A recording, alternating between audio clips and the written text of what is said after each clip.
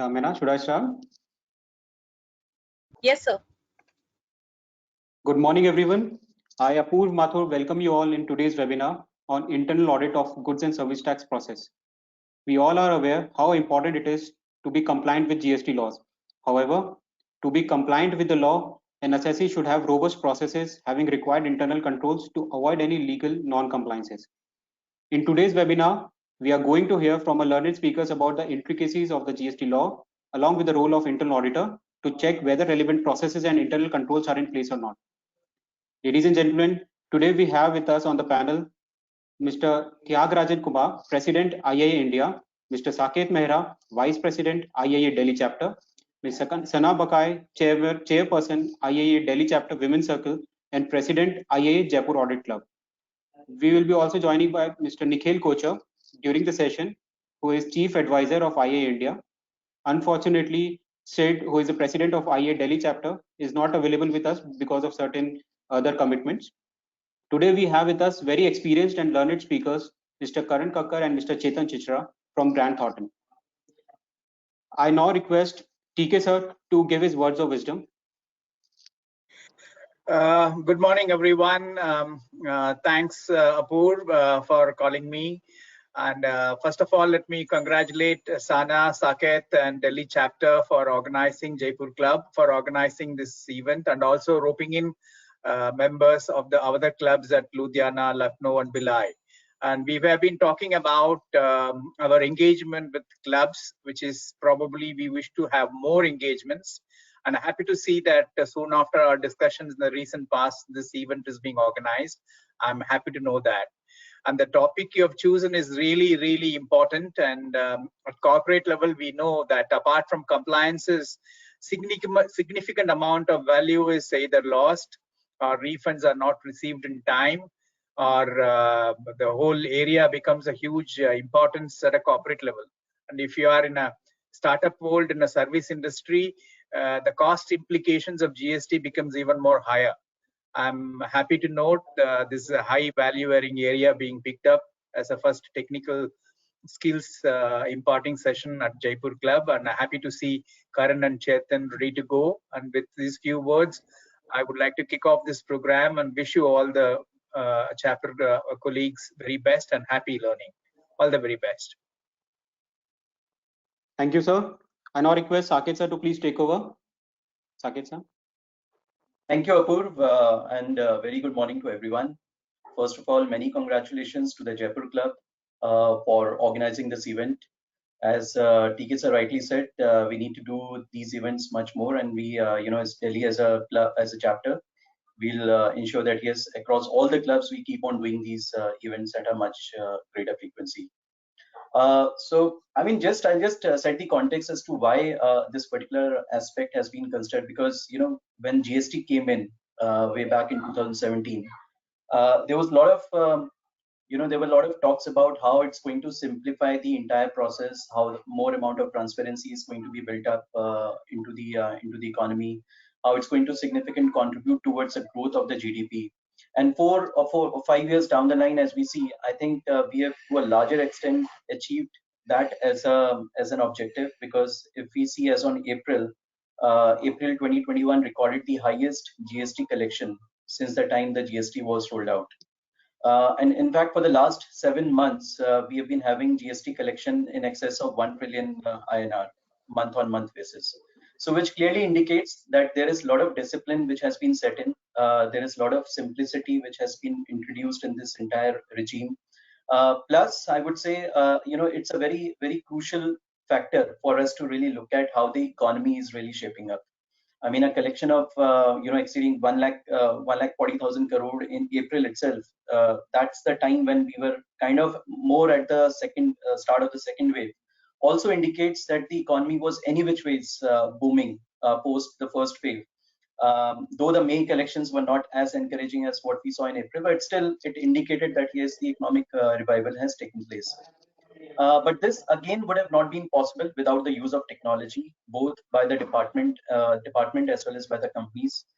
There are advanced techniques, analytics, data analytics techniques, which are being used by the departments, which not only facilitates the entire compliance as a process, but also identifies the loopholes which exist in the system. Coming or talking more about from an auditor standpoint, yes, as internal auditors, we have a lot of responsibility.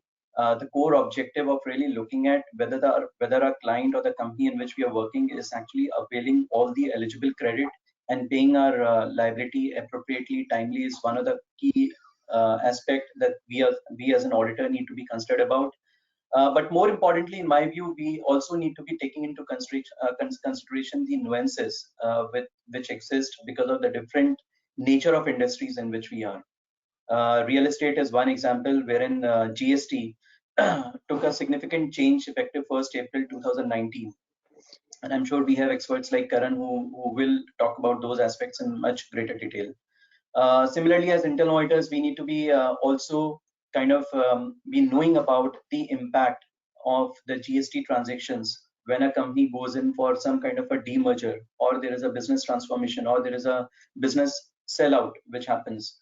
So what typically happens on the impact on my movable assets, on my immovable assets. What happens to the credit which is lying with the other units which get demerged or which get merged with my entity.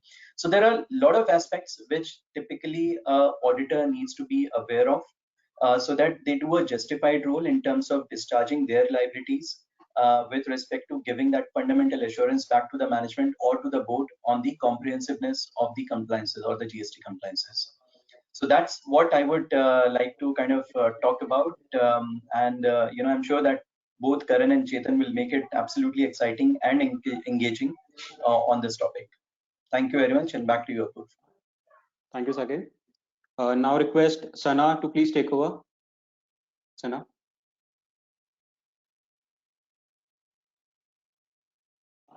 Distinguished speakers, panelists, and participants, good morning, everyone. I hope you are safe and good health as you join us for yet another interesting webinar. And thank you, everyone, for making the time to be here. I note that more than 300 members have been registered for this event, and a lot of people have already joined in. It is a great pleasure to welcome you all on behalf of Jaipur Audit Club of Delhi chapter of IAA India to this webinar on internal audit of goods and service tax process. We are indeed pleased that eminent speakers in this field, Mr. Karan Kakkar and Chetan Chichra from Grant Thornton are present to lead the discussion. This is indeed a pivotal time to talk about internal audit vis-a-vis GST. GST has become part of every routine transactions we make, be it on a personal front or in business domain. As Steve Jobs rightly said, be a yardstick of quality. Some people are not used to an environment where excellence is expected. We are trying to get the best out of this session. And before we begin this webinar, I would like to express my heartfelt gratitude to all of you who sincerely committed to this event to make it a success.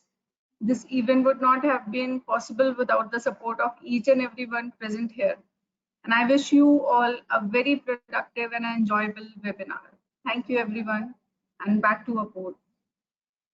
Thank you very much, Sana. Now it's my pleasure to introduce our speakers for today's session. So today we have Mr. Karan Kakkar, who is Associate Partner in Grant Thornton. Karan is a Chartered Accountant in New Delhi and has over 13 years of experience in advising clients on an entire gamut of indirect taxes. Before joining GT, Karan has worked with a large professional service firm in India across diverse sectors. He has advised his clients in areas related to GST, VAT, service tax, excise, and customs. And he specializes in GST advisory, consumer vendor negotiations, tax projections and simulations, including GST impact, business model structuring, optimization opportunities, GST implementation, including anti-profiteering and end-to-end compliance solutions. He has also been actively contributing to articles, write-ups in various tax websites and forums. He has been engaged with various forums and councils by way of participation in various seminars and panel discussions at pan-India level. He is actively involved as a speaker at various events organized by industry bodies like ACMA, CII, PhD, Chamber, etc. So it will be a pleasure to welcome Karan here for today's webinar. Our next speaker will be Chetan Chichra, who is director in Grant Thornton. Chetan is a director in advisory services with a focus on risk advisory services. He is part of the core group focusing on automotive sector in North India. He has more than 13 years of experience in risk advisory domain, where he has assisted clients in strengthening of corporate governance culture through various solutions, specifically focused on risk management, process reengineering, and information technology. He has worked on several large domestic and international assignments for internal financial controls, SOX, internal audit, defining standard operating procedures, defining segregation of duties, metrics, and defining key result areas for clients in various industries. He has successfully led engagements where he has assisted clients in developing their continuous control monitoring mechanisms with the help of data analytics tools. So it will be a pleasure to welcome you both here in today's webinar, and I'm sure that you both will deliver a great lecture today. Over to you, Chetan, now. Thank you, Apoorv.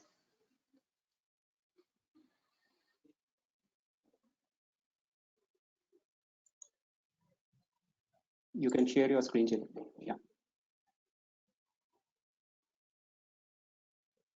I hope my screen is visible to everyone.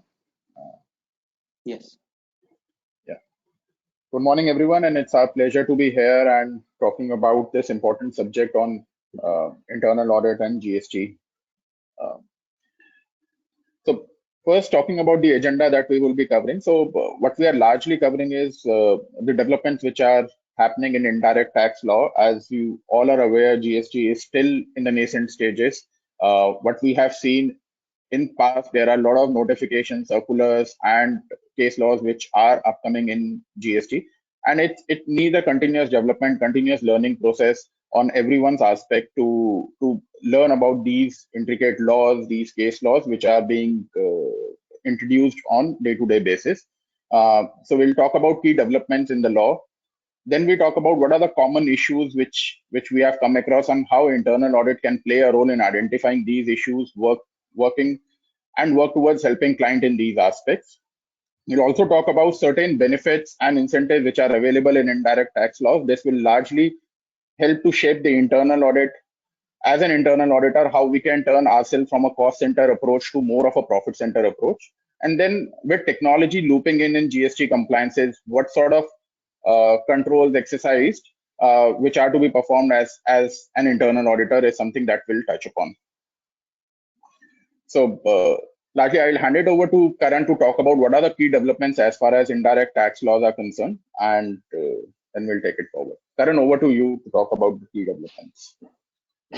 Thank you, and good morning, all everyone, and thanks for the introduction by Apoorv. So yeah, I'll directly the context has been set that why we all are here, and what is the need and importance of GST from internal audit lens. So I'll directly jump into the topics where it will be very prominent for an auditor to have his eye on in across businesses, across sectors, across industries. So be it a small business, medium-sized business, or a large business, the issues are going to remain same. The first important development which has happened is in the GST audits. So GST audits were to be mandatorily taken for the companies having turnover of 5 crores and plus. So it was the third party auditor, the chartered accountant, had to give the certification on the reconciliation statements of the companies during the financial year which has gone by. And that is how the process used to happen, and any gaps identified by the auditors or any recommendations by the auditors were becoming part of this GST audit, which had to be certified by the auditor. So during the last budget, union budget, it was announced that GST audit will now not necessarily need to be signed by the chartered accountant. So it has to be self-certified. So in the last GST council meeting, which concluded a week before, there clearly or a GST council before that, it's clearly said that this reconciliation statement has to be self-certified by the companies themselves. So which clearly means the government has put onus directly on the industry that okay, whatever you're doing, whatever you're preparing has to be certified by you, and you are responsible for what the numbers are being disclosed to the government. So that is where the internal auditor, comes into the picture. So internal auditor will have more a role to see whether all the processes are being followed by the companies, all the checks are in place, whether the reconciliations are being done, the compliances which are taken by the company during the year, are there any risks involved there, are the compliances processes fine, etc. So all that needs to be very, very carefully seen now by the internal auditor also, while the companies who are doing these compliances can for themselves see it.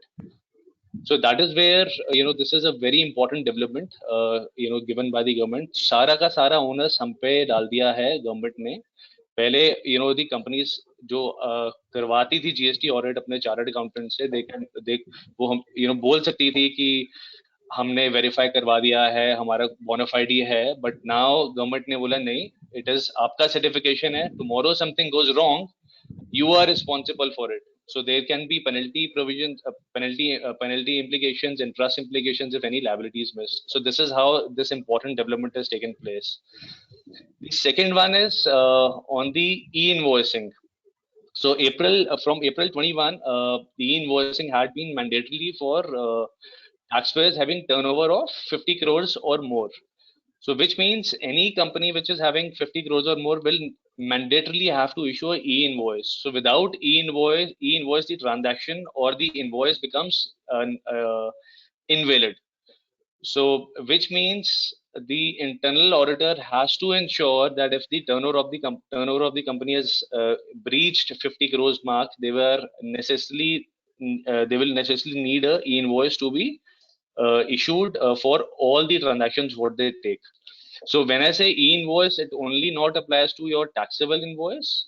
It also applies to your debit note, credit note, your export invoice. If अगर कोई export transaction हो रहा है, so all that we need to be very careful in our minds. And for the people, for the companies जहाँ पे 50 crores का turnover नहीं अभी achieve हुआ है, so they can do that physical invoicing जो अभी आज के पहले भी होती थी, so that can continue. In that, of course, we will have to see that all the details in the invoice which are there are mentioned, which are prescribed under the law. That documentations are fine and the invoices are being generated within the time frame. So her invoice generate करने का कोई time frame होता है. Government ने time दिया हुआ है law के अंदर. Say for services it is 30 days from the provision of services, और for अगर continuous services चल रही हैं या goods हो रहे हैं, then milestone define हो जाते हैं agreements में between the parties. So many times we see कि वो milestone agreement में तो आ रहे हैं लेकिन वो follow नहीं होते हैं. So that is where the internal auditor can come in. Okay, who is responsible for this? Who takes the ownership of ensuring that all the invoices are being generated on time? Why this is important? Because if we don't generate invoices on time, tax इवेट नहीं होगा, tax पे हो जाएगा लेकिन delay पे होगा. सो उस पे इंटरेस्ट इम्प्लीकेशन आ जाते हैं कंपनी पे, which can be avoided, and interest is as high as 18 to 24% depending on the cases. So that is where as an auditor wearing an audit hat, we need to see the milestones in the contracts, जो भी key contracts होते हैं, that everything is being followed and the invoicing etc is being done on time and within the details which are given by the law. So that is where we need to be extremely careful of. The other one is on the input tax credit. So input tax credit क्या होता है? Whenever we procure goods or services, उस पे जो GST लग के आता है उसका हमें credit मिल जाता है. So that is called input tax credit. So generally, the businesses in what we are in, if any procurement of goods or services or both are taken by the company, it can be taken as a credit if it is being used for our business purposes. So that is the first test. So for example, if we are procuring any services for staff welfare or doing some offsite or doing some other activities which are not related to business or for personal consumption, these उसका GST नहीं मिलता है, उसका clearly it is written in the law, it is provided in the law that we don't need to take GST of that. However, there are certain activities, abhi, we have seen ki there is a lot of donations or the CSR activities which are done by the companies, and now during this COVID, these act or the scope of CSR activities has been extended in the Companies Act also. So whether the expenditure which is done in relation to CSR activities is allowed as credit or not also is a contentious area. इसमें बहुत dispute हुआ है और इसमें दोनों तरफ advance rulings आई हैं GST में, that saying that one authority says कि CSR activity का credit मिल जाएगा, दूसरे का नहीं मिलेगा. So companies have to take informed decisions before taking this credit. So that is where the internal auditor can ask those probing questions to the management or the finance people or the companies that, okay, please show us your credit ledger. आपने किस चीज का credit लिया है? So उसमें अगर CSR activities का credit लिया है, what is the reason you have taken it? What is the purpose you have done this expenditure? Whether this qualifies as CSR or not? And any whether the company has taken any written opinion from any of the senior counsel or the consultants before taking this credit, because ये सब बहुत contentious issues हैं और यहाँ पे सीधा का सीधा liability आता है input tax credit का reverse करने का अगर ये सही से नहीं लिया गया है, and interest implications आ जाते हैं. And also if we don't identify ourselves and government will come and identify during their audit, it can also lead to penalty provisions. Penalty भी लग सकता है इसके अंदर. They can say that you have deliberately taken wrong credit. So we have to be very, very careful in claiming these credits. The other aspect is on जो change आया है from 1st January 21 is that now the credit regime has become extremely technology based. So whatever is being entered by your vendors is being reflected in your returns in return 2A. So उसको 2A बोलते हैं जो आपके GST portal पे दिखता है. So when we ever take the credit, we have to see कि हमारे vendor ने अपना return upload करा है, जो मेरे को उसने invoice दिया है वो reflect हो रहा है GST पोर्टल पे कि नहीं. If that is not being done, what government has told that maximum up to 5% of the invoices, if it is in the company's hand, can be taken as credit over and above what is being reflected. So which means अगर मेरे पास 100 रुपए का invoice है और पीछे vendors ने मेरे सिर्फ 90 rupees का invoice का value वहां पे आ रहा है, so maximum what I can do is 90 plus 5% I can take it. 90 तो पूरा ले सकता हूँ plus 5% I can take it. So many companies miss this provision, वो follow नहीं करते हैं because they say that it is very cumbersome to follow. उसमें कोई processes नहीं बनाए होते हैं. So we have to come in and prepare those processes for the companies, because this can also amount to wrong availment of credit or excess availment of credit. And also there is a 2A 3B reconciliation होता है. So वो जो vendor reflect करता है अपनी return में और जो हम देते हैं उसका reconciliation prepare होता है. अगर वहां पे mismatch आता है, so वहां से mismatch है, फिर notices आते हैं government से why there is a mismatch. We need to explain that mismatch to the authorities, and if there is a genuine miss by the company, it can immediately lead to reversal of the credits and interest implications. So that is how important ITC is. So अभी government ने ये भी बोल दिया है अगर आपने गलत ITC लिया है या फिर आपका पास बोगस इनवॉइसेस आ गए हैं या और for whatever reason you have not taken care, they can suspend the registration also.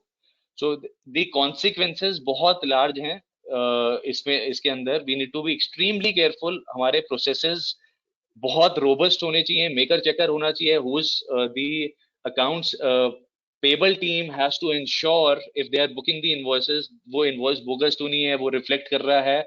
अगर वो vendor ने नहीं अपना compliance कर रहा है, वो vendor के we need to talk to the vendor and ask him to do the compliance mandatorily, because अगर वो compliance नहीं करेगा हमें credit नहीं मिलेगा. So it is our loss also while we are making the payment to the vendor.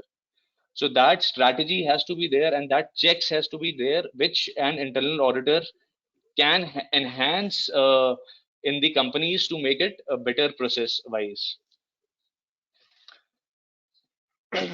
The other one is on the on the interest on net tax liability. So ये बहुत important change आया था. So this change, I'll explain you in a very simple language. What this change says that अगर मेरा किसी month का liability miss हो गया है, but मेरे पास credit भी है, तो government बोल रहा, what government was asking is that okay, you have missed this liability because there is a delay in liability, you need to pay the interest on that. But the company is told no, I have the credit, so I can set off the credit. If that credit is sufficient to adjust my liability, I will not pay any interest. So that is called next. I will do the netting of my taxes with my ITC. So ये change आया था. This change has come retrospectively from 1st July 2017 जब से GST आया है. So government ने वो allow तो कर दिया है. However, there is a catch in this change that government says that you can do this adjustment only for the return which has been not filed for that period. So इसका मतलब ये होता है कि अगर जून आज की मंथ में आज की रिटर्न में फाइल करता हूं, अगर मैंने वो रिटर्न फाइल कर दी है, फिर मुझे पता चलता है अच्छा कुछ लायबिलिटी मेरे से या ट्रांजैक्शन मिस हो गया रिपोर्ट होना, उस केस में स्ट्रिक्ट इंटरप्रिटेशन ये बोलता है लॉ का दैट उसमें ग्रॉस लायबिलिटी पे इंटरेस्ट पे करना पड़ेगा, उसमें नेटिंग अलाउ नहीं करेगा. हाँ, अगर मैं जून का रिटर्न बाद में फाइल करता हूं, से अगर मेरा टाइमलाइन था जुलाई में लेकिन मैंने अगस्त में फाइल करा है, then I can do this adjustment अगर मेरे पास क्रेडिट पड़ा होगा तो जून के मंथ में. So that is what we need to be careful of.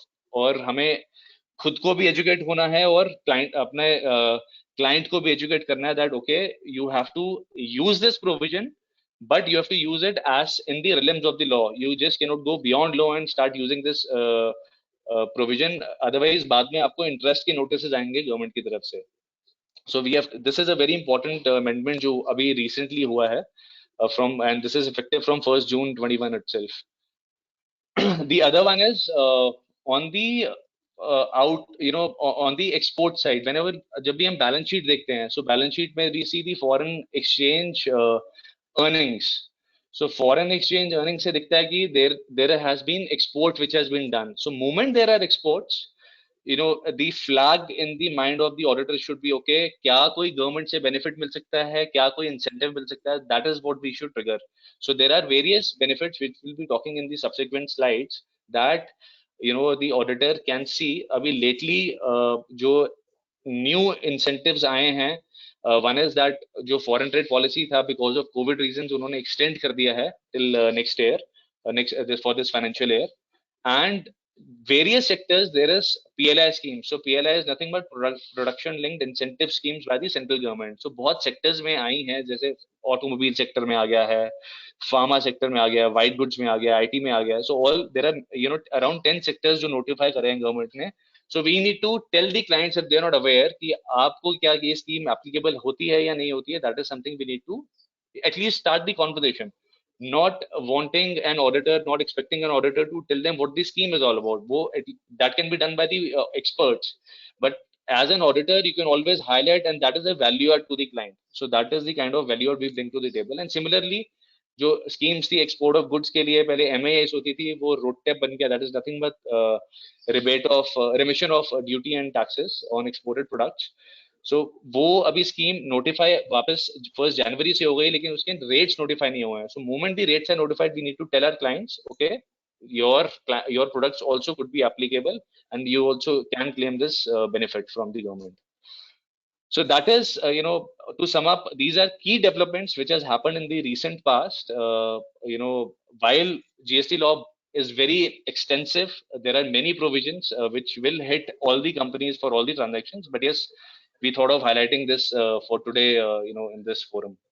So Chetan, any thoughts on from your side? How do you perceive all these changes from an internal audit hat? I think there are certain changes like GST audit. जो हमने GST audit government ने हटा दिया है. The onus which is there, apart from companies, the onus is also now on the internal auditors. Internal auditor को वो पूरा assessment उस process का, पूरे input tax credit के around जो process है, उसको evaluate करने का onus जो है अब internal auditor के ऊपर और ज़्यादा responsibility आ गई है with removal of GST audit. And I think यहाँ पे हमें as internal auditors we should be aware about at least key provisions. जब हम एक process audit करने जा रहे हैं, जब हम एक financial audit करने जा रहे हैं, we should be aware about what are the key provisions of GST audit. As internal auditors, all of us would agree that we might not be the experts in GST, but we should have certain trigger points in our hat जिससे हम ये evaluate कर पाएं how effective is the health as far as GST processes are concerned. So this entire session will only give you those triggers जो आप अपने पास रख सकते हैं and evaluate कर सकते हैं at any given point of time कि कंपनी का हेल्थ कैसा है. And so the other thing is GST में इतने provisions जो हमारे daily आ रहे हैं, there are smaller provisions which are being introduced. The idea is how we can keep ourselves updated, and this is something which we are talking in the subsequent slide. Yeah. So what we are talking about here is largely हमने, while we have reviewed aspects as internal auditors, as GST professionals, outward supply is one of the key things where we have to deposit our outward tax liability. So क्या key issues हैं जो outward supplies में हमने देखे हैं? That is something which we will touch upon, and also support with various case studies that we as professional has come across in these aspects. So Karan, you can take them one by one, and then we can start discussing on these. Sure, thank you. So coming back on the outward suppliers. So when we say outward suppliers, they are when the supplier is making any supply of goods or services. So the first one is e-way bill and e-invoicing reconciliation. So e-way bill is only required for goods. It is for movement of goods. So पहले before GST came in, VAT regime में road permits होते थे, road passes होते थे, so way bills होते थे. So this is a e-way bill. It is electronically generated from the government portal. So again, this is like a e-invoice. So no goods movement can happen without an e-way bill where the consignment is above 50,000 rupees. So that is the rule. That is a basic rule to understand. If the consignment size is more than 50,000 rupees, the e-way bill is required. So with the e-way bill, when the lorry moves out of the factory gate or the warehouse, there has to be a couple of documents which will accompany the e-way bill. So e-way bill will have two parts. The first part is the transaction details, the goods description, particulars, quantity, etc., amounts, taxable amount. The second part is transporter details. कि कौन से transport में जा रहा है from which place to which place. So why that is important? Why PIN number of a place is important? Because e-way bill has an expiry. So e-way bill generally is valid for 24 hours. So and it will give you the distance from one pin to another pin कि ये pin से goods जाने हैं, ये pin पे जाने हैं. So that is the calculation it will do on its own. It has a backend calculation mechanism which will happen, and it will generate, okay, within this hour, this is the validity of your e-way bill. So this is to control the movement of goods, and to check, okay, whatever goods are being reported are also reaching the final destination within this time frame. So if there could be practical scenarios that truck kharab ho gaya, ya something went wrong, so e-way bill it can be extended also, the validity of that. But yes, that has to be done in the system again. So which again means government is very clear that they want to track all the goods which are going. So pehle bahut zyada goods were being traded without any invoices, without any documentation. It used to escape taxes. So to curb that, they have bought this mechanism to link your e-way bill with your invoice. So जो invoice में दिखेगा वो e-way bill में भी जाएगा. So that is how that is why the reconciliation becomes that important. And from an internal auditor point of view, we need to be very sure and we need to take care of the fact that if any e-way bills are getting cancelled or e-invoices are getting cancelled, what is the reason? We need to see whether the reasons are genuine or something is not going right in the company. So that can be one trigger immediately. And of course, what happens at times, you generate a e-way bill but उसके साथ invoice नहीं लगाते हैं, so that movement तो हो जाएगा लेकिन invoice नहीं जाएगा, so उसका recording नहीं कहीं पे भी आएगा, so that will escape the tax net. So that is called bogus transactions or bogus entries which are escaping the revenue. So we need to be very careful and we need to draw out our processes so strongly, SOPs very strongly, that there is a complete maker checker concept that this kind of transactions are getting reconciled and there is no instance in the company that these two documents are not reconciling and not moving together with the movement of goods. So that is why this becomes very important transaction.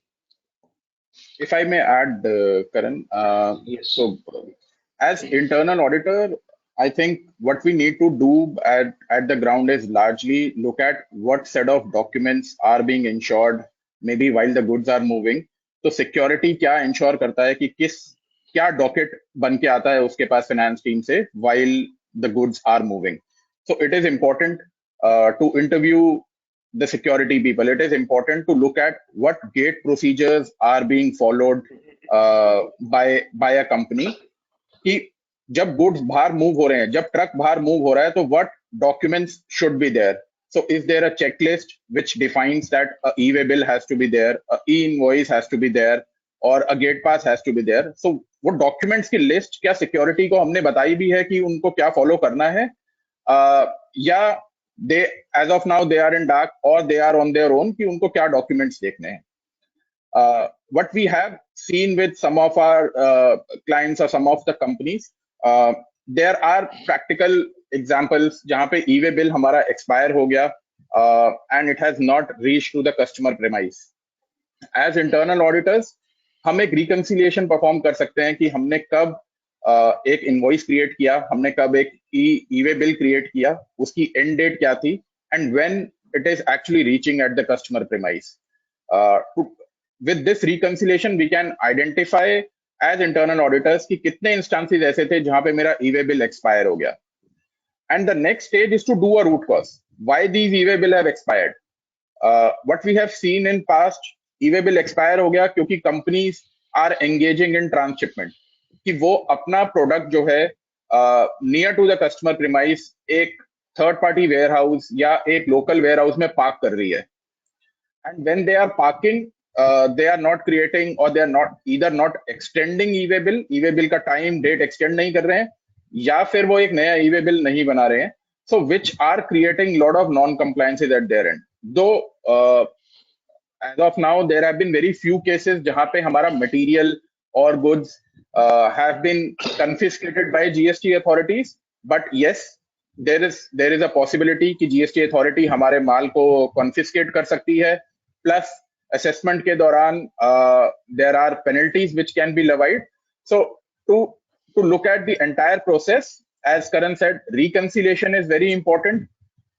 We need to see what level of processes have been established at gate, security को क्या हमने instruction दिया है, and how we are arranging the overall supply chain mechanism for distributing our product to my customer site. तो उसमें हमने क्या processes बनाए हैं, कैसे हम इंश्योर कर रहे हैं कि हमारा मटेरियल ऑन टाइम पहुंचे within the date and time which are as per the e-way bill. Over to you, Karan. Sure. Moving on next is on the cross, intercompany cross invoicing. So what is there in GST that while a company, there is one company having one PAN number, but for GST purposes, there can be multiple registrations in multiple states wherever the business is happening. For example, a company is having is operating into 5 states, they have 5 GST registrations. So GST के लिए वो 5 के 5 registration are deemed to be distinct person बोलते हैं उसको GST में, कि अगर वो आपस में भी transaction करेंगे या stock transfer करेंगे या फिर services supply करेंगे, there will be a GST element which will trigger. वहां पे GST लगना चाहिए on the invoice. आपस में invoicing होगी while कोई पैसा flow नहीं होगा, कोई कुछ नहीं होगा, but हाँ tax pay होगा वहां पे.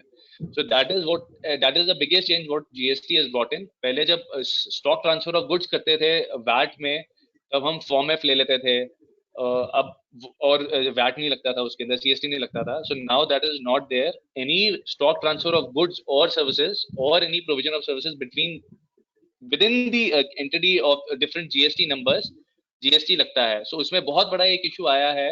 जैसे अगर मल्टीपल GST इनकी वाली कंपनी है, वहां पे कॉर्पोरेट ऑफिस है, हेड ऑफिस है, they are doing multiple functions, like finance function होता है which is common for the company, HR function होता है, payroll, legal, sales and marketing, जो कॉमन फंक्शंस होते हैं जो हेड ऑफिस में या फिर कॉर्पोरेट ऑफिस में होते हैं. So whether all these services of these functions, can it be said under GST that it is the services which is being provided by head office to the branches?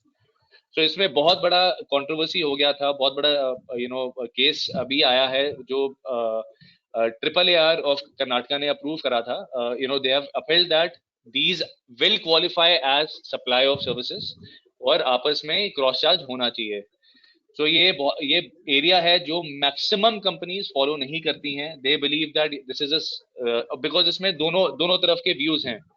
One, it is taxable, one it is not taxable. Companies believe करती हैं ये taxable नहीं है, तो it is like service to self. मैं अपने आप को, मेरे ही एम्प्लॉइज हैं, मेरे लिए काम कर रहे हैं, why should I charge GST on that? So we as an internal auditor, I'm not saying that we challenge the position which has been taken by the company, but we should ask the finance and tax team, okay, have you done this cross charge? Have you, if not done, have you taken any opinion on record? कल को ऐसा ना हो कि it is something which is not taken, the management has not taken the informed opinion and there is a big liability on that, because इसमें बहुत notices आ रहे हैं clients को. इसमें गवर्नमेंट पीछे पड़ रही है कि आपको टैक्स पे करना है, GST पे करना है इसमें. सो दैट इज वेयर, ये अगर किसी ने पोजीशन लिया है कि नहीं पे करना है, we have to as an internal ask for the opinion that okay, are we covered, are we informed? अगर कोई रिस्क है, we should be informed of that risk also. So and अगर हाँ कई कंपनीज अगर कर रही हैं, तो as an auditor we can say okay, आपने वैल्यूएशन क्या लगाया है, क्योंकि खुद की ब्रांचेस हैं तो वैल्यूएशन बहुत इंपॉर्टेंट होता है. So we need to check the valuation. So वो वैल्यूएशन प्रिंसिपल्स डिफाइन करें GST लॉ में, अगर वो फॉलो हो रहे हैं then it is fine. So this is important area. Chetan, you want to add something? Yeah, sure. So what I want to add, as internal auditor, हमें ये नहीं देखना to what Karan was saying कि valuations होती हैं. All these are complex things. We as internal auditors may not be equipped to look at valuations, but what he is trying to say, बहुत सारी companies क्या करती हैं कि they define a percentage कि मैं इस percentage पे as corporate office एक management fee लूंगा अपने various businesses से, अपने various regions से, अपने various branches से. So what are the basis of those percentage? क्या उन्होंने कोई legal opinion लिया है? क्या उन्होंने किसी एक्सपर्ट ओपिनियन के बेसिस पे ये एक परसेंटेज बनाई है? उसका कोई बैकअप है या नहीं है? That is where you can do as your role as an internal auditor. You may not be equipped to recalculate that percentage, but you can ask questions from management, meaningful questions from management कि ये जो percentage आपने लगाया है, say 1%, 2% or whatever number that they are choosing and the assumptions, वो आपने कैसे define किया है? As an internal auditor, that is something which is important. The other thing which is important is कि as internal auditors, we are well equipped and well placed to identify कि ऐसी कोई common services हैं organization में या नहीं है. Most of the companies where there is a corporate office which is located at distance and मेरे multiple region, multiple plants, multiple branches हैं, वहां पे ये services, ये feature होता है. But yes, there could also be exception. But thumb rule में अगर हम देखें तो corporate office normally common services देता है, be it of IT, be it of finance, be it of treasury, and that is where you can pull these triggers out of your hat while you are doing an internal audit review for the company. Over to you. Sure. Moving on, next is fixed asset and security sale. So fixed asset sale, I think everybody understands that it is a sale of fixed asset which is reflecting in our fixed asset schedule in the balance sheet. So when we open the balance sheet and see there is a fixed asset schedule जहाँ पे deletions आते हैं. So moment we see a deletion in the fixed asset schedule, we have to raise, the question should come in our mind, okay, fixed asset यहाँ से निकला है बाहर, इसका GST पे हुआ है या नहीं हुआ है. So that is where many companies miss it. वो it is an oversight I would say, and or maybe it is lack of knowledge also at times, that we have seen many companies they say कि अच्छा ये तो fixed asset से हुआ है, मेरे को तो loss हुआ है इसके अंदर, so I should not pay GST. So loss or profit is not the criteria to pay GST or not, whenever there is a sale of fixed assets. So as an auditor, we just, whenever we do the audit, when we see the balance sheet, if we see any deletions in the fixed assets, we need to question, or we need to have, a question in our mind that yes, there can be a GST liability which is occurring on that, and we can, ask those questions to the management whether that has been paid or not. And if they have been paid, have they been paid as per the GST law? Because GST law में काफी mechanism उसको दिया हुआ है कि कैसे पे करना है, you have to reduce by some percentage, etc. So I'm not getting into the technicals, but yes, moot point is not to miss this transaction, whether it is a sale of loss in sale of fixed asset, that should not be the criteria कि GST नहीं पे होता है. Loss or profit should never come in the mind whenever you're making a GST payment. So that is one. The second area what we have seen in our experience, जहाँ पे miss होता है sale of investments. अब balance sheet में देखेंगे companies ने equity में invest करा होगा, mutual funds में, debentures etc. So वहाँ पे जब sale होता है, while it is a sale of security shares etc. is exempt from GST, उसमें GST नहीं लगता है. So which is right.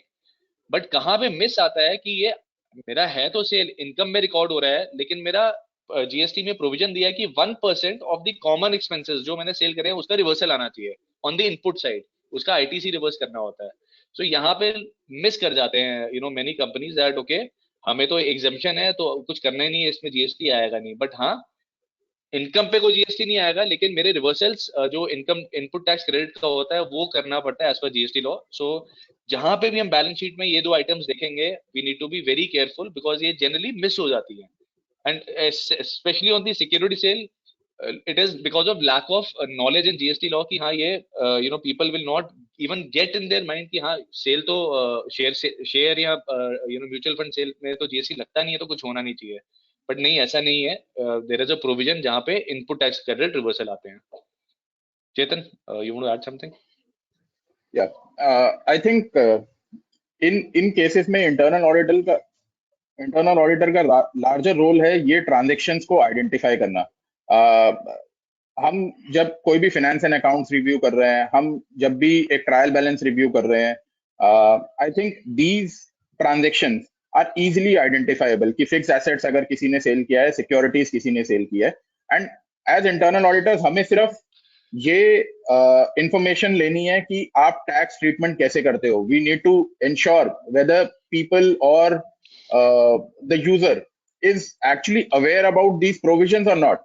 As an internal auditor, as Karan said, there is a complex formula to arrive at कि हमें कितना credit reverse करना है. We may not be equipped to do that formula. We may not to completely equipped to look at the complete calculation. But a quick glance on the GST return, हमने credit reverse किए हैं नहीं किए हैं, ये हम अगर quick glance लगाएंगे as internal auditors and with this meaningful insight, I think we should be able to identify whether there have been whether there is an awareness issue or not. Over to you, Karan. Sure. So इसमें just to add, I missed, जब fix asset specially देखते हैं उसमें right of भी होते हैं. कई बार हमने राइट ऑफ कर दिया, उसका यूजफुल लाइफ खत्म हो गया है तो हमने राइट ऑफ कर दिया, even if it is not sale, because कभी स्क्रैप पे सेल भी होता है. Even then that can trigger a GST liability. So please be very careful, in that as well, just to check what the treatment has been done. The other area is on the intermediary versus exports. So ये बहुत typical transaction होता है जहाँ पे mainly ये होता है कि जहाँ पे इंडियन कंपनी मार्केटिंग सर्विसेज दे रही होती है या फिर सपोर्ट सर्विसेज दे रही होती है टू देयर फॉरेन कंपनी और any which is related party outside और unrelated party outside. So generally बोलते हैं कि अच्छा मेरे को फॉरेन एक्सचेंज आ रहा है तो ये तो एक्सपोर्ट हो गया, इस पे जीएसटी नहीं लगेगा. So it is not like that. It is not like that. GST law में clearly place of supply rules दिए हुए हैं. तो वो बोलते हैं कि अगर इंडिया में प्लेस ऑफ सप्लाई होता है तो एक्सपोर्ट नहीं होता है. तो आपको एग्जांपल दे देता हूँ. If we are doing any support functions, so for example हम यहाँ से finance support करते हैं, HR support करते हैं of my parent company और IT support देते हैं, all those support functions can qualify as export because उसका place of supply होता है जहाँ पे recipient होता है which is outside India. But जहाँ पे मैं marketing करता हूँ, यहाँ पे मैं identify करूँगा customer या फिर vendor, when there are 3 parties involved, जहाँ पे 3 parties का interplay आ जाता है कि which are whether they are related parties or unrelated parties, so वहाँ पे I need to be extremely careful कि वहां पे एक्सपोर्ट होगा कि नहीं, बिकॉज उसका प्लेस ऑफ सप्लाई इंडिया आ जाता है तो वहां पे एक्सपोर्ट नहीं होता है, तो पीपल मिस ऑन दैट. हम एक्सपोर्ट क्लेम अगर कर लेंगे तो हमारा जीएसटी लायबिलिटी मिस हो जाएगा, तो वहां से हमारा इंटरेस्ट इम्प्लीकेशन और पेनल्टी इम्प्लीकेशन आ सकते हैं. So as an auditor the check is, जब भी हम एक्सपोर्ट ट्रांजेक्शन कर रहे हैं और हम कुछ एक्सपोर्ट क्लेम कर रहे हैं जीएसटी के अंदर, just have a look agreement का नेचर क्या है, क्या वो सिर्फ सपोर्ट फंक्शंस हैं और उसका प्लेस ऑफ सप्लाई क्या है, और क्या कंपनी ने कोई ओपिनियन लिया हुआ है किसी लीगल काउंसिल से या कंसल्टेंट से. इफ लिया हुआ है, मोस्टली कंपनीज इस केसेस में लेती हैं ओपिनियन, सो इफ लिया हुआ है then it is fine, we just look at that opinion and whether the company is acted as per that opinion और not. So that is the check we need to do, because इसमें बहुत litigation होता है. ये service tax में भी होता था, अब जीएसटी में भी होता है. And this is primarily for services. ये goods में ऐसा नहीं होता है. Yeah, Chetan, you can comment. Yeah. So just wanted to add, I think the best trigger for an internal auditor to look at is कि one, there could be cases जहाँ पे हमने tripartite agreements किए हैं. अगर हम export है, कोई tripartite agreement है, एक party domestic है, I think that's one of the best trigger point to look at कि nature of contract क्या है, whether it could be a domestic or an export sale based on this provision. The other thing is there are many cases जहाँ पे companies जो है अपने agents appoint करती है. So appointing an agent, उसको मैंने किस capacity में appoint किया है, and then what role that agent is playing in my sales is very important. जहाँ पे हम ये intermediary versus export transaction का bifurcation और इसको analyze किया जा सकता है. I think these two are the best triggers, in my opinion, as internal auditors, which we should be cognizant of. Over to you, Karan, for the next. Correct. So moving on to the last one is on the slide is registration requirements. Now under registration requirements, the threshold for supply of services for whether it is intra or inter, it is 20 lakhs. अगर 20 lakhs का ऊपर मेरा turnover होता है across India, it has to, and that turnover will also include your both taxable and exempted. So अगर 20 lakhs के ऊपर होता है, I need to take registration. For goods it is 40 lakhs. For intra-state, अगर same state में 40 lakhs के ऊपर होता है, only then I need to take GST registration, otherwise I am exempt. और अगर interstate में transaction करता हूँ तो it is mandatory registration. Similarly, अगर मैं सिर्फ exempted goods या services में deal करता हूँ, then I don't need to take registration irrespective of my turnover. Say my turnover is 1 crore, but I am only dealing in goods or services which are exempted from GST or out of GST. I don't need to take GST registration. However, miss कहाँ पे होता है? Miss यहाँ पे आता है कि there are many companies. For example, there are NGOs. There are education institutes, there are healthcare companies in healthcare sector, जो जहाँ पे exemptions होती हैं mainly, वो मिस कर जाती हैं वहाँ पे registration लेना, जहाँ पे हमें reverse charge में pay करना पड़ता है. So reverse charge उसको बोलते हैं जहाँ पे मैं input में services या input में services लेता हूँ and I need to discharge GST as a recipient. So वो mandatory registration होता है. There is a notification GST में. There are couple of services जहाँ पे for example director fees हो गया, legal services हो गया, rent a cab हो गया, GTA हो गया, which is goods transport agent, so or agency. So and any import of services which are happening from outside India to India, उसमें मेरे को reverse charge में GST pay करना होता है. तो reverse charge में कोई भी टॉलरेंस लिमिट ऑफ थ्रेशोल्ड नहीं है. वहां पे अगर 1 रुपए का भी अगर रिवर्स चार्ज को मुझे एज ए रेसिपिएंट पे करना है, I have to take registration. तो यहाँ पे कंपनीज मिस कर जाती हैं. तो इसका best trigger for internal auditors to see profit and loss का आप डेबिट साइड देख लीजिए, वहां पे एक्सपेंसेस देखो कि ये एंड और इसका नोटिफिकेशन देख लीजिए जीएसटी का कि हाँ ये वाले एक्सपेंसेस में रिवर्स चार्ज लगता है, और फॉरेन एक्सचेंज अर्निंग्स का शेड्यूल देख लो. ये 2 चीजें देख लेंगे, then that will cover most of our cases जहाँ पे reverse charge लगता है. So अगर companies ने miss करा है, then we can immediately highlight कि आपने ये miss करा है, आपके liability miss हो रही है. So please take registration and pay your liabilities with on time. Chetan. Yeah, I think we have covered this in detail. Moving on to the next aspect, I think input tax credit is another aspect जहां पे in past हमने देखा है कि काफी litigations हैं, काफी positions ली जाती हैं, and it is very important to have a right understanding कि कहाँ पे हम इनपुट टैक्स क्रेडिट ले सकते हैं, कहाँ पे हम इनपुट टैक्स क्रेडिट नहीं ले सकते, कहाँ पे हमें वो रिवर्सल करने की रिक्वायरमेंट है. And these are, I would say, this is the area jahan pe as an internal auditors, there is a lot of need to just jump into this ocean and identify various trigger points which will help you to deliver an effective internal audit engagement around this process. Karan, over to you to take it in detail, and then I may add on. Sure. The first one is 180 days. So when we say the ITC, I've explained you in the previous slides, ITC is on the procurement side. So one of the conditions to take ITC is that you have to make the payment to your vendor in 180 days. If you don't make the payment, you have to reverse जो आपको GST का आपने ITC लिया होगा, and जिस दिन आप ITC फिर आप जब payment कर दोगे, even after 180 days, you can take that ITC back. However, उसमें प्रॉब्लम ये आता है कि अगर 180 डेज तक हमने पेमेंट नहीं किया और हमें रिवर्स करने का सिचुएशन आ गया, देन वी नीड टू पे इंटरेस्ट ऑफ 18%. सो वो फालतू में इंटरेस्ट जाता है of the countries of the companies which is not required. So that can be easily managed by doing a debtor aging, scheduling on regular basis. हम अपने debtors को देखेंगे कि हमने कहाँ पे पे करा है, sorry, creditors को, then we can escape this 18% immediately. So that is one of the key areas which an internal audit can easily do of aging can be done with vendor aging, whether we have done it, whether the payments have been made in 180 days or not. And so just to add on, just to add on, as internal auditors, I think one of the key procedures that we perform is to look at credit effectiveness or credit period utilization of vendors का हमने कैसे किया है. Are we doing early payments or are we doing delayed payments? The only thing is now we are cognizant of the law which is there कि हमने 180 days में अगर payment नहीं करी, so credit has to be reversed.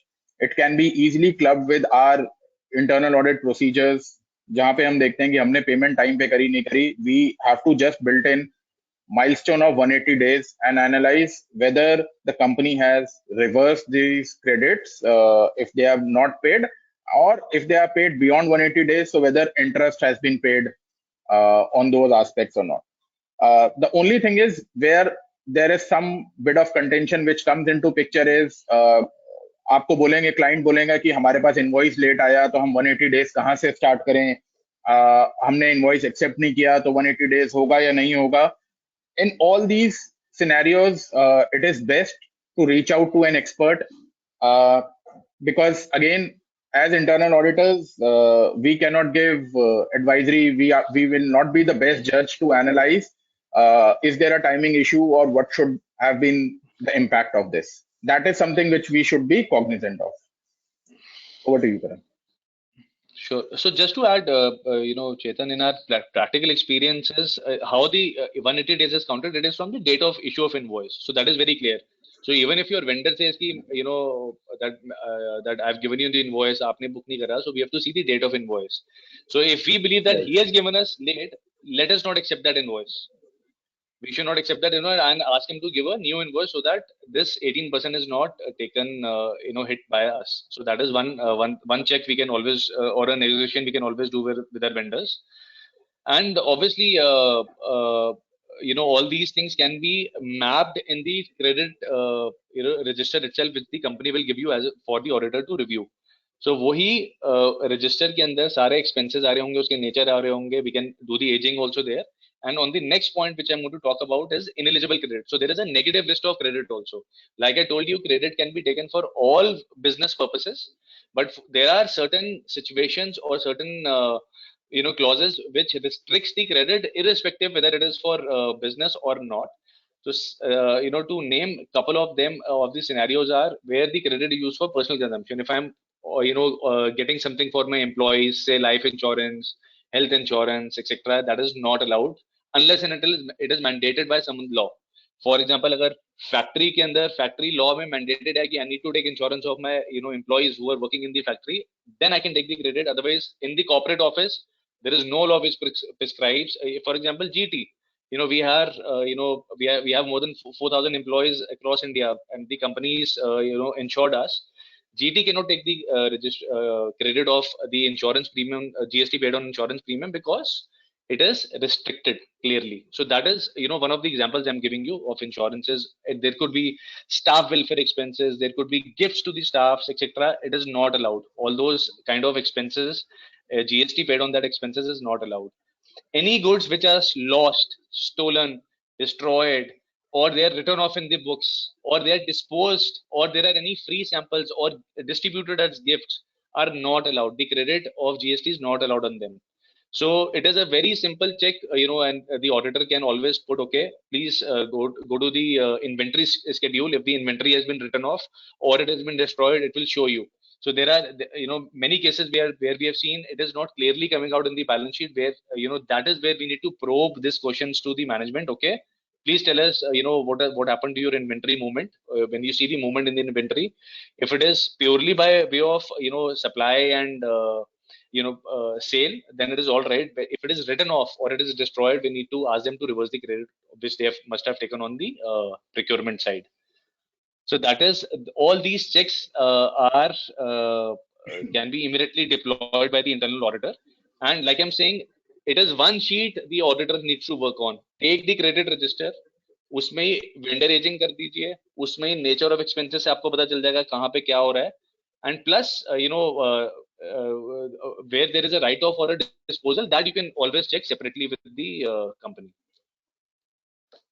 I think just to add on, I think these are, I would say, low-hanging fruits when we do an internal audit review of these areas. You will see a lot of cases जहाँ पे companies ने free samples, FOC product दिया है to either to the customer, etc. Most of the companies उसमें उस transaction को अपनी books में रिकॉर्ड नहीं करती, वो ऑफ द बुक्स अगर कोई एंट्री हो गई है, इट्स जस्ट दैट कि एक सैंपल किसी ने मैन्युफैक्चर किया एंड वो सैंपल गेट से सिंपल एक गेट पास पे या रिटर्नेबल गेट पास पे as we call it in our language, returnable gate pass से वो मटेरियल बाहर चला गया फ्रॉम द यूनिट और फ्रॉम द ऑर्गेनाइजेशन. अब उसके ऊपर क्या ट्रीटमेंट करना है, we normally only look at gate procedures, but now we have the understanding कि this also has an impact on the GST input credit as well. उस product को बनाने में जो भी मेरा रॉ मटेरियल लगा है उसके ऊपर जो इनपुट टैक्स है वो भी मेरे को रिवर्स करना है. And similarly there are other cases of ineligible item which Karan talked about. Staff welfare, हम जब भी एक लेजर स्क्रूटिनी करते हैं, हम जब भी वाउचर्स देखते हैं, वी कैन इजीली असेस कि इन चीजों का क्रेडिट लिया गया है या नहीं लिया गया है. All we need to do is be aware about what are these ineligible items and then take a cognizant call along with our GST experts whether it is actually an ineligible or there is also a contentious position which is there, and best to discuss with the client and the experts that whether it is an ineligible or before recommending that whether a client can take something as a credit or not. Over to you, Karan. Sure. The next one is on the reversal point. So when I say, so this will happen in the situation where the company is dealing in both exempted goods or services or and taxable both goods or services. So in that case, GST says that, okay, whatever credit is attributed towards exempt, that cannot be taken at all. If we have direct nexus between and we can identify, okay, this is only used for exempt supply, whether for goods or services, the ITC is not available. Second is, there could be a situation that, there are common expenses, and especially services mein hota hai. There are common services which are used for supply of my exempt as well as my taxable goods or services. So in that case, we need to do a reversal on a proportionate basis. So the formulas are given in the GST law. All we need to do is not to get into the formula because that's little more technical. so that the expert or the team who's doing this compliance can do it. We need to just ensure कि जो common reversal हो रहा है वो common services हमने पकड़ी कौन सी हैं. So we need to again look at the balance sheet, the profit and loss debit side. We'll see what all expenses we have incurred and on which GST has been taken.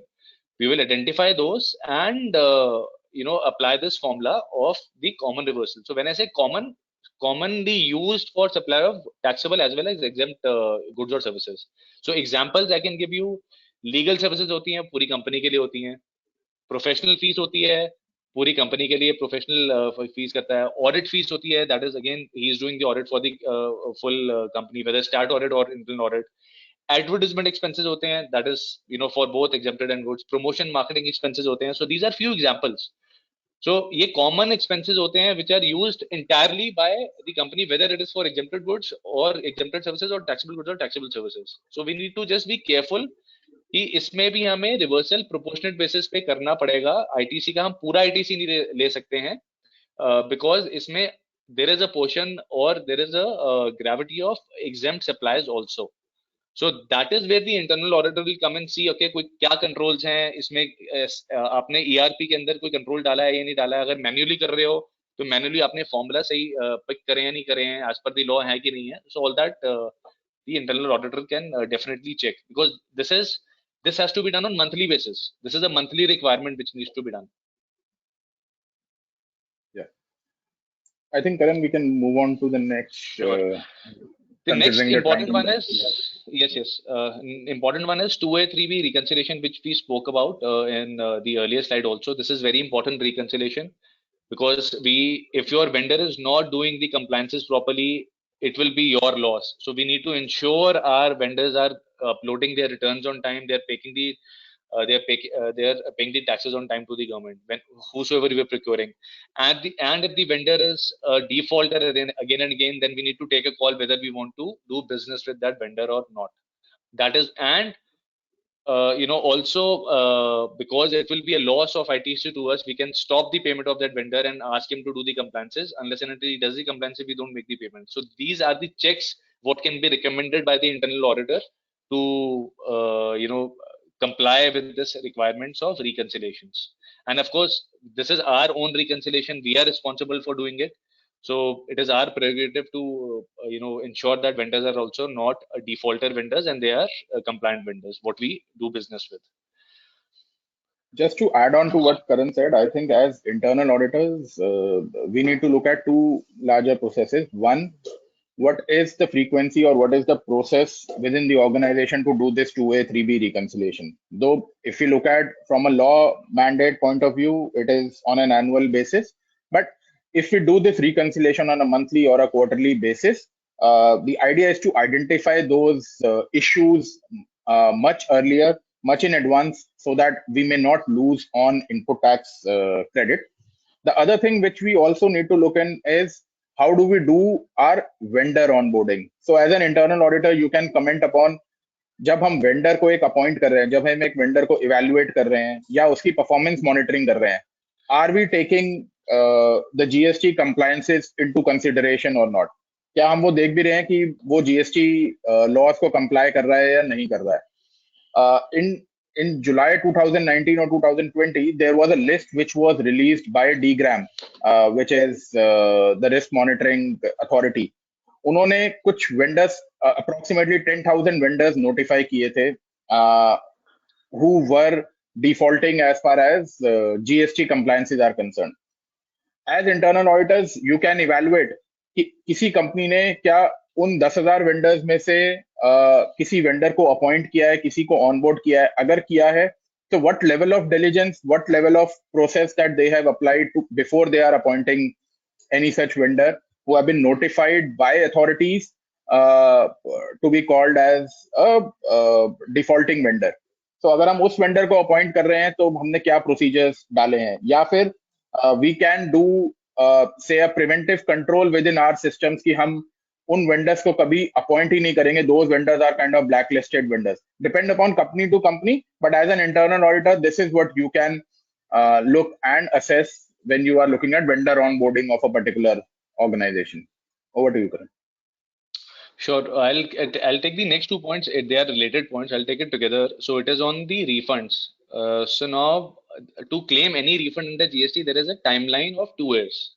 After 2 years, we cannot apply for any refund. So we need to be very careful whether this timeline has been, is being monitored by the company. As an auditor, we can see, okay, are there any processes? Who's monitoring it? Who is the owner of this refund? Who will claim this refund from the management side? So all those things we need to see, and that will help the company to unlock their working capital.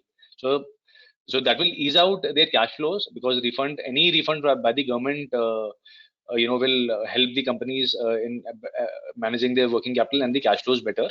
So I'll tell you, there are cases जहाँ पे refund लगता है, export के case में लगता है, SEZ को अगर supply करते हैं वहाँ लगता है, inverted duty structure, वो सिचुएशन होता है जहाँ पे मेरा आउटपुट का रेट कम होता है जीएसटी का और इनपुट का ज्यादा होता है, तो मेरा एक्यूमुलेशन हो जाता है. So in that case also we can apply. That is only for goods, not for services. वो सिर्फ गुड्स के केस में लग सकता है. So that is where, and जहाँ पे मैंने एक्सेस में पेमेंट कर दिया है, गलती से कुछ पेमेंट कर दिया है, so all that also I can apply for refund. या फिर किसी सीजीएसटी और एसजीएसटी के हेड में या आईजीएसटी के हेड में गलती से एक दूसरे हेड में पे कर दिया है, वहां पे भी I can apply for refund. So that is where the internal auditor will come in and they can examine whether ये सब चीजें हम whoever the owner is in the company side, whether they are doing it properly, ये सारे documents अच्छे से properly file हो रहे हैं, within the timeline file हो रहे हैं या नहीं हो रहे हैं. So that is where this is an area which can be highlighted as a value add to the client. I think what is most important in these two areas is largely to look at, as internal auditors, to look at what are the roles and responsibilities which have been fixed. बहुत सारी organisation में ये problem इसीलिए exist करती है कि timely refund नहीं आ रहे या हम रिफंड्स के लिए अप्लाई नहीं कर रहे, बिकॉज एज ऑर्गेनाइजेशन हमने ये डिफाइन नहीं किया कि इस एक्टिविटी का ओनर कौन है. इफ यू लुक एट जहां पे भी हमें रिफंड करना है या रिफंड के लिए अप्लाई करना है, we will have to many people involve for documentation. हमें एक फाइनेंस को अगर करना है तो उसको कुछ डॉक्यूमेंट्स सप्लाई चेन टीम से चाहिए होंगे या प्रोक्योरमेंट टीम से चाहिए होंगे, उसको कुछ डॉक्यूमेंट्स सेल्स टीम से चाहिए होंगे, उसको कुछ डॉक्यूमेंट ट्रेजरी टीम से चाहिए होंगे. There are lot of data interlocks which are involve in these kind of processes, and जहां पे इतने डेटा इंटरलॉक्स, इतने लोग इन्वॉल्व होते हैं, वहां पे चीजें डिले होती हैं. सो हमने क्या एक रिस्पॉन्सिबिलिटी मैट्रिक्स बनाई है, हमने क्या एक प्रोसेस बनाया है कि कौन सा पर्सन किस पॉइंट ऑफ टाइम पे ये डॉक्यूमेंट हैंड ओवर करेगा to the responsible person to the person who is responsible for filing refund. So we need to look at those matrix. We need to look at if companies can invest in some kind of technology also to do this entire mapping, and that is also important, and most of the large organizations are now leveraging technology to monitor this entire activity. Okay, I think that is what we wanted to cover for input tax credit. Moving on to the next subject, this is largely which relates to documentation which is required under GST law. Again, we have captured few key ones. The first one is on registration certificate. So any place of business has to be registered. We have already covered कि कहाँ पे हम exempt के लिए apply कर सकते हैं, कहाँ हमें registration certificate नहीं लेना है. However, यहाँ पे I would like to share a case study. बहुत सारी organizations ऐसी हैं जो कि अपने extended warehouses लेती हैं for distribution of material, for keeping materials, and वहां पे हमने रजिस्ट्रेशन नहीं लिया हुआ है. That is also a non compliance as far as GST act is concern. So as internal auditors you would be aware कि हमारे कौन कौन से गोडाउन्स है, हमारी कौन कौन सी एडिशनल प्लेसेस ऑफ बिजनेस है जहां पे हम मटीरियल को स्टोर कर रहे हैं, या before it is delivered to customer हम वहां पे पार्क कर रहे हैं material. So all these are non compliances which you can inform the management about if they are not aware of these things. Then on outward inward invoices, there are formats which have been prescribed under GST laws कि हमारा outward supply का क्या क्या components उस invoice पे होने चाहिए, क्या क्या components उस invoice पे नहीं होने चाहिए. All those things are identified. Can just give you a glance. that GST number should be there, supplier name should be there, invoice should be there, HSN code. All these are listed as part of the GST law. As internal auditors, we can easily review the format of invoice, whether it is in line with the laws which are prescribed, or it is not in line with the laws which are prescribed. That's easily doable as an internal auditor. The next thing is delivery challans. So we have talked about that e-invoice is mandatory and e-way bill is mandatory. However, there are certain scenarios jahan pe hum material we can move through delivery challan as well. So there are specific scenarios which have been given in GST law, and we need to be cognizant of those scenarios agar koi client delivery challans pe material move karta hai to. I'm not going into details of what are the scenarios, but yes, these scenarios are existing, which we should be aware about. The next is on bank remittance certificate and FIRCs. These are largely there when we export material.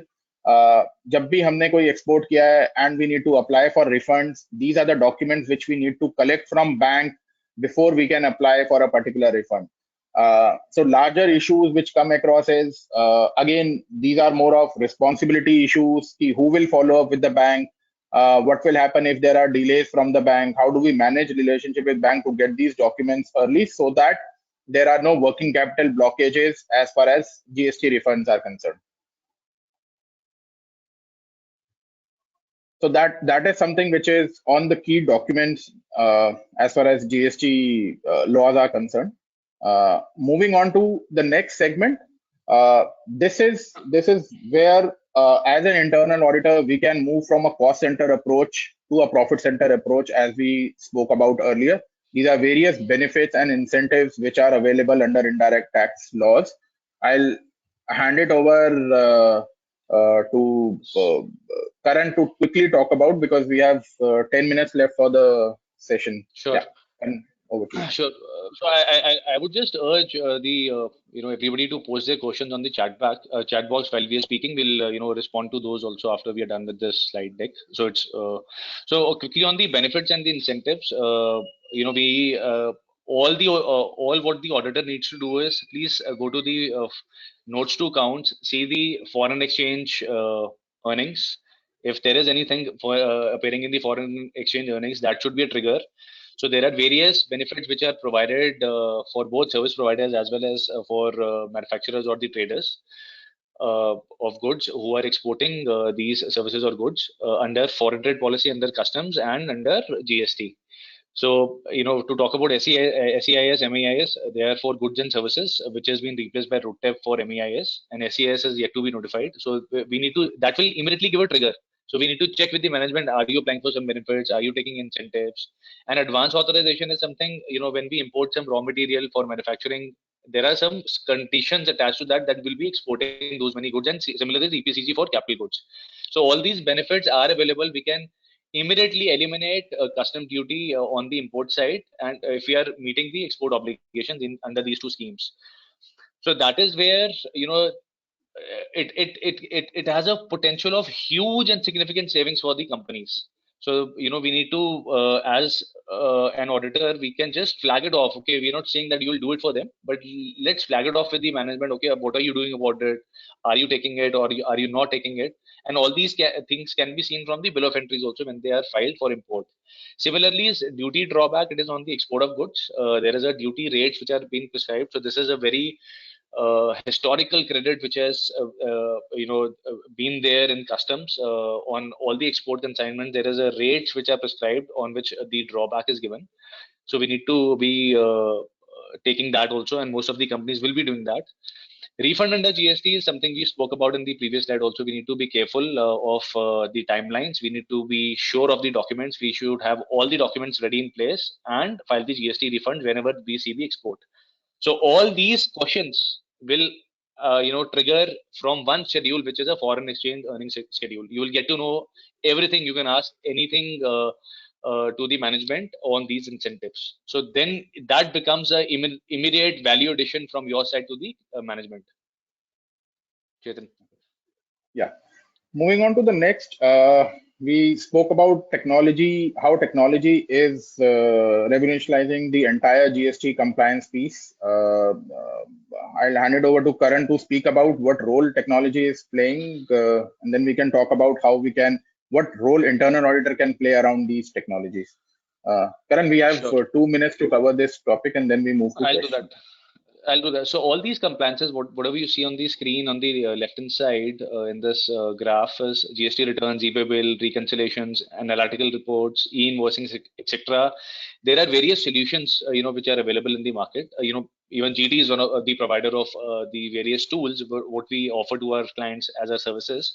So what happens is that it makes the life of the taxpayer very easy. It is all automated. It can be done through a technology. A compliance tool can do it.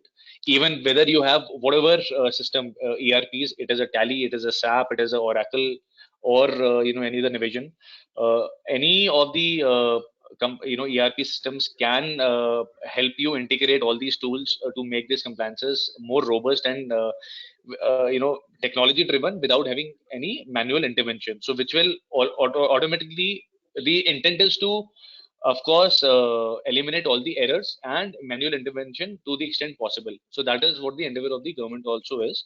So all we need to be careful from the GST front is there are many changes in the rates, HSNs, vendor is being added, customer is being added, tax, new taxability is coming in. So we need to update our, masters, customer master or vendor master, etc., and keep our ERPs up to date so that we are able to do the compliance in a correct manner and a timely manner with all these changes which are coming in rapidly from the GST front.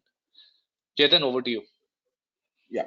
So just to add on to what Karan said, many large organizations are also using advanced robotics process for doing various aspects of GST reconciliations, etc. As internal auditors, I think our role is to look at what configurations, what rules we have set as far as these advanced robotics or these bots are concerned when we are appointing them for doing the reconciliation.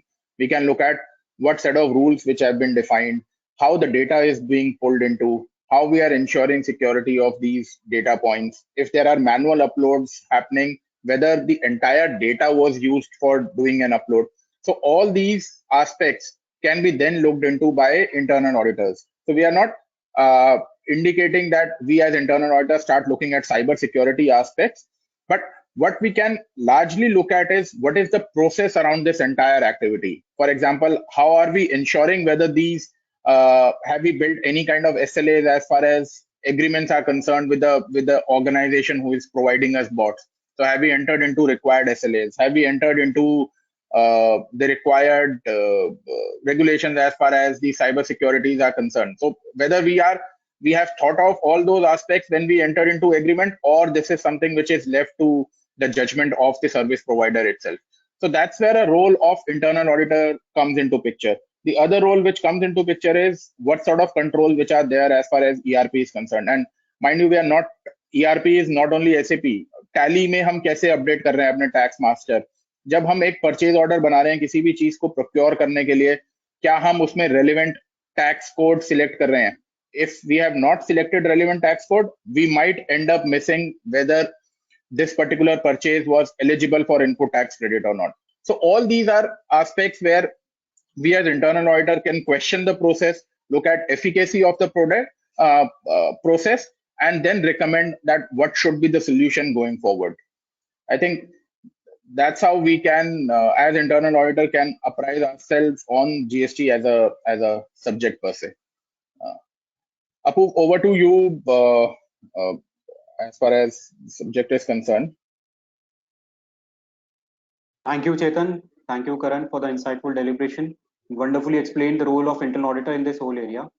I now request Nikhil sir to address us and discuss about IIA and its benefits. Nikhil sir, over to you now, please.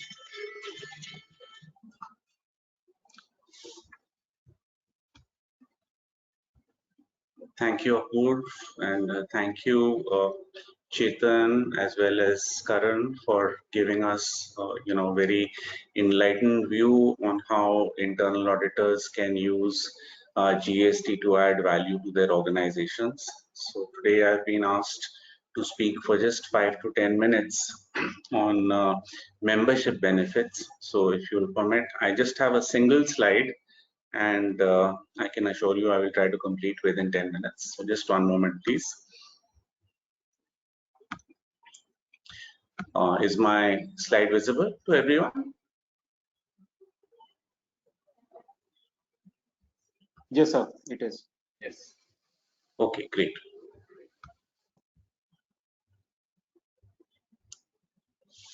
So, one question which everyone asks is that, we are requested to pay a membership fees. To some people it appears high, to some people it appears low. What are we getting out of it? And especially some people also say that, if you're in a metro city, this is something which is very useful for us. But if we are not in a metro city, is it useful or not? So, although this one particular slide is from one of our Corporate Connect presentations, I will try to, at least give it that flavor. Okay, in case you're operating out of a non-metro city, of course, Jaipur for me is a fairly large city and it is a state capital.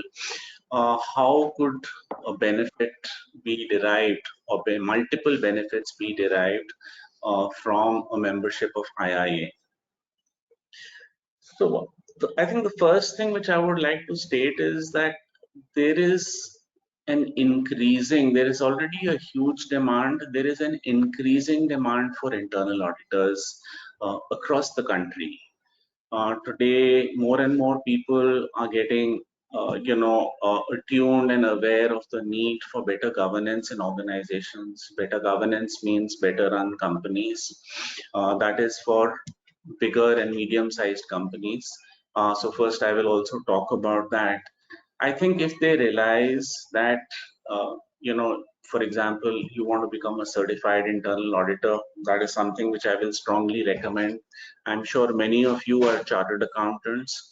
For chartered accountants, you can sit for the challenge exam. So in one shot, you can become a CIA if you clear that exam and you are eligible, to sit for this exam.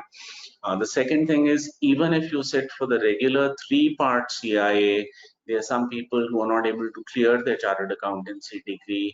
There are some people, who may be MBAs in finance or cost accountants or company secretaries. All of them can sit for the 3-part exam.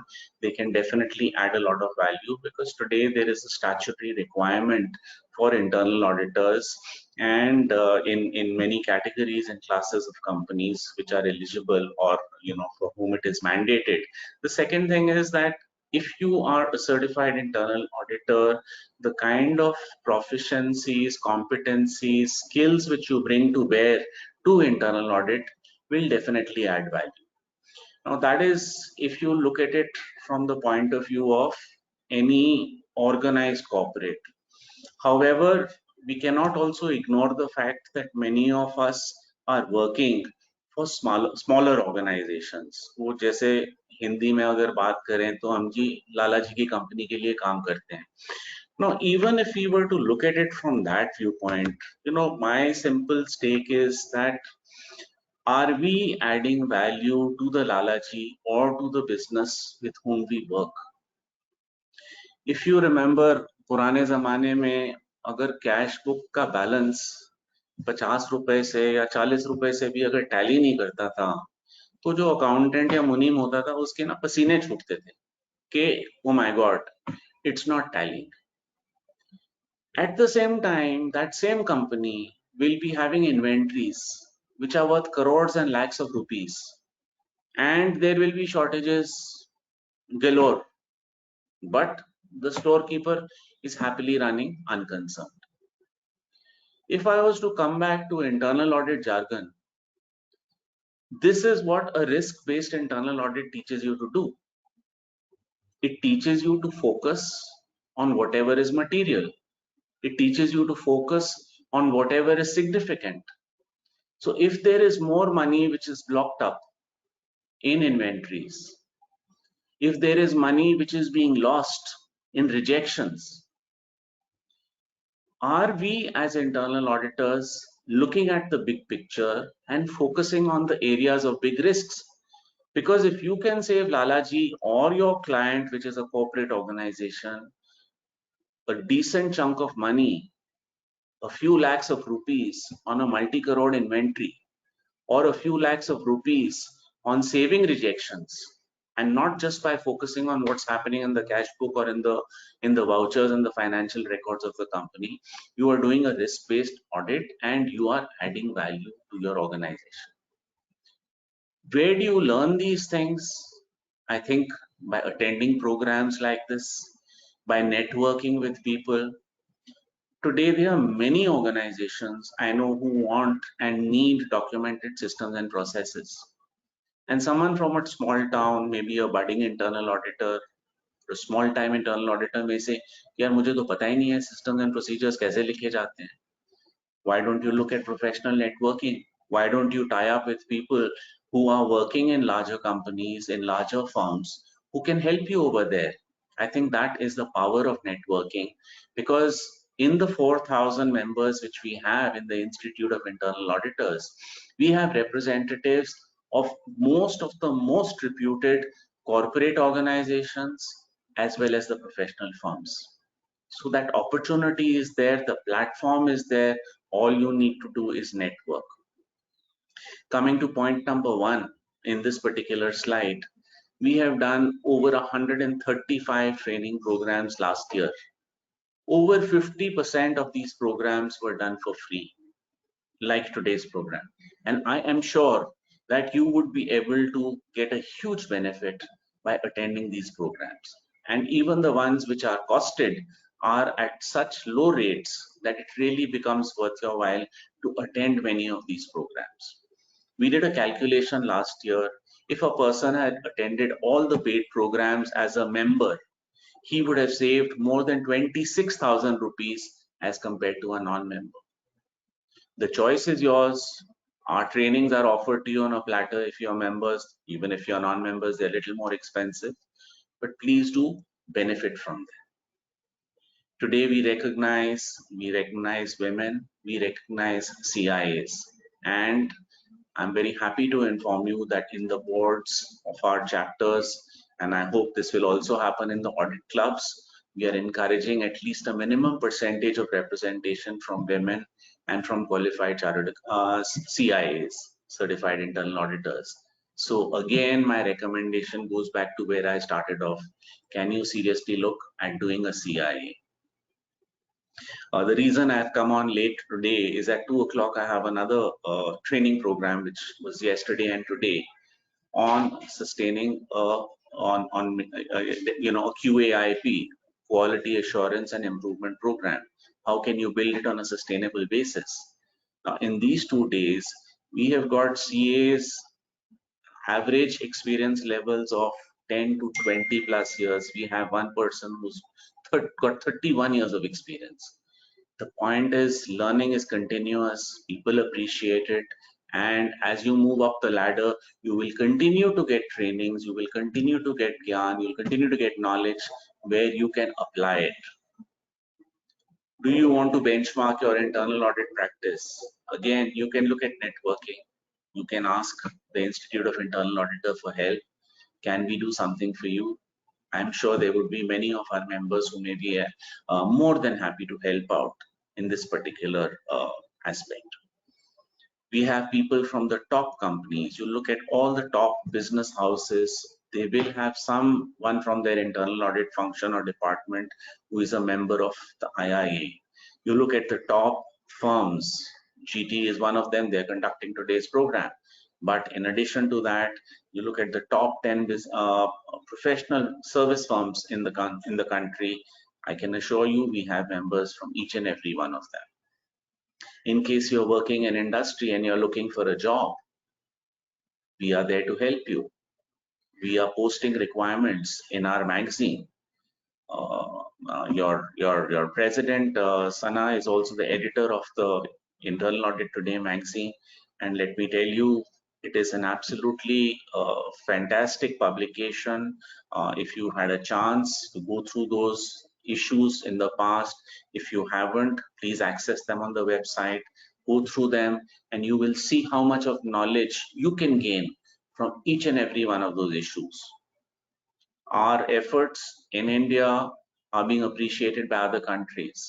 Sri Lanka has asked us to circulate this particular magazine with all their members, and we are doing so. We are doing the same thing with Nepal, ICAN, Institute of Chartered Accountants of Nepal. We have got a request from as far away as South America. Peru has asked us if they can translate into Spanish. Translate. So, you know, these are just some of the things, some of the areas. Of course, if you attend our conferences, if you attend our webinars, and of course you have attended one today, all of you who are here, but there are so many of them. As I said, a majority of them are available for free. Some of them are on a chargeable basis, but I'm sure even if you pay that, you would find that they are well worth the investment. So what I have done is I have just indicated to you, I mean, I could carry on the subject for a much longer time, but I was asked to speak for 10 minutes, and I think I have tried to stay within that.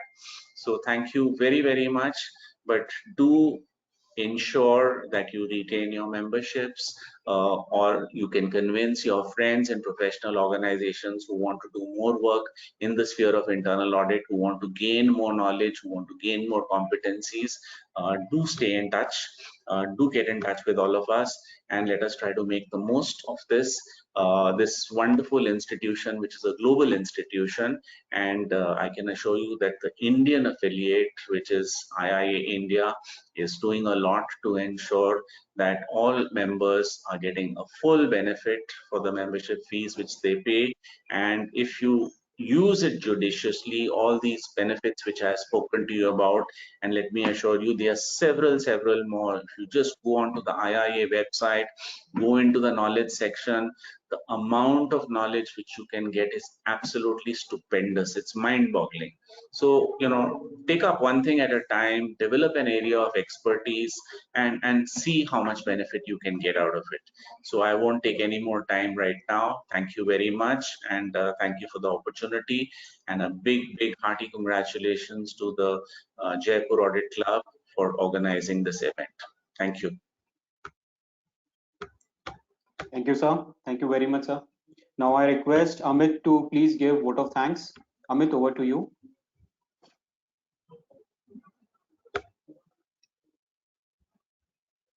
Thanks, Apurv. I hope you can see me. Yeah. So, first of all, I just want to congratulate the IIA DC Jaipur Audit Club, along with the other audit clubs of Lucknow, Ludhiana, and Bhilai, for organizing this event. As Nikhil sir was aptly saying, I think this event I think will help all the participants to definitely understand, you know, the nuances on this very important topic that we've discussed. I'd actually like to thank the speakers for today's session, Mr. Karan Kakkad, sorry, and Mr. Chetan Chichra, for taking out time for this event and sharing the valuable knowledge on this topic for all our participants. And I'm very sure that this will be very helpful for all our participants, and they'll be able to use this in their day-to-day work that they do. I'd also like to thank the IIA India stalwarts, Mr. Tyagarajan Kumar and Mr. Nikhil Kochar, for taking out time for this, and obviously for all their unflinching support that they provided for you know, organizing such events. Thank you very much. I'd also like to then take time to thank the IIA Delhi chapter, Vice President Mr. Saket Mehra, along with all of the other EC members, Mr. Siddeshwar Bhalla, Mr. Bharat Garg, and Mr. Rajiv Puri. Lastly, would also like to thank you know, the whole backbone of this event, the Jaipur Audit Club, Ms. Sana Bagai, and obviously Mr. Apurv Mathur. Thanks all of you, and I hope that this has been a very helpful session for all our participants, and look forward to meeting you in more such events organized by IIA India. Back to you, Apurv. Thank you very much. Thank you very much, Amit. Thank you, everyone. Thank you, participants. Thank you, Karan. Thank you, Chetan, for the event. And we look forward for the active participation for the Jaipur participants in upcoming seminars and webinars.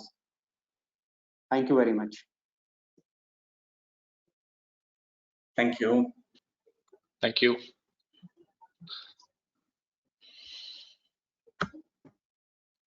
Thank you. Bye-bye. Thanks.